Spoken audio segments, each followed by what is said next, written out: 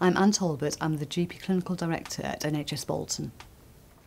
In Bolton we have two dashboards in effect. We have a dashboard that has performance metrics in relation to GP practices, and we have a dashboard that is looking at our urgent care data, integrating data across the hospital, our out-of-hours service and our GP practices. Our performance data really shows clinicians their own data in order that they may be able to then improve their care and identify areas both where they're doing very well and also areas where they're doing not so well. So by presenting the data in a very visual manner, that's really informs the clinicians and enables them to really start to look at ways of improving their care.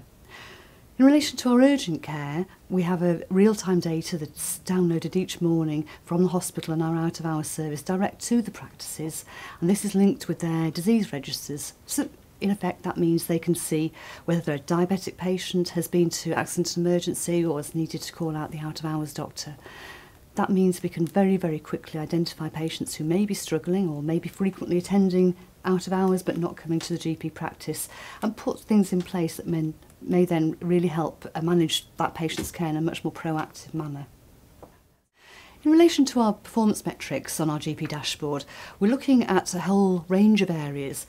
In Bolton, we work on the IHA's triple aim, which is better health, best care, value for money, patient-centred care, and valuing developing our staff.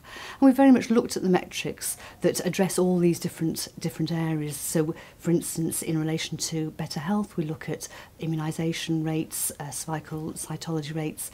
In relation to value for money, we look at our prescribing rates and we look at our referral rates. So we have a very broad range of metrics across the whole of our practices. In my own job as a clinician, firstly, it's given me my own data so that I can really see how I'm doing at any particular time. It also enables me to compare myself to my peers, so I can see whether my practice is on a par with what I would consider my peer practices.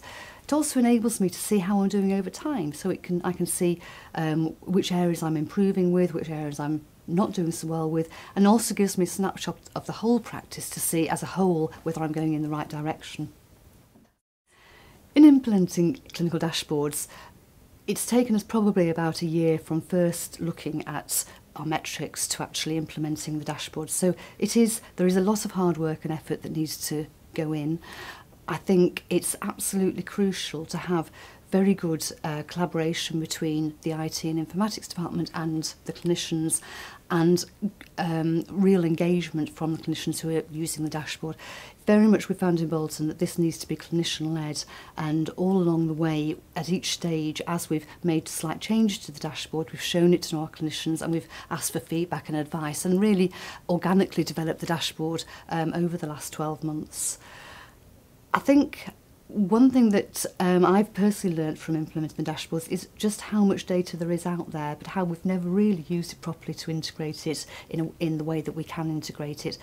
I think particularly in Bolton we've managed to get data across organisational boundaries, so we have data from the hospital and our practices, and that's something that is really quite unique but was relatively easy to achieve.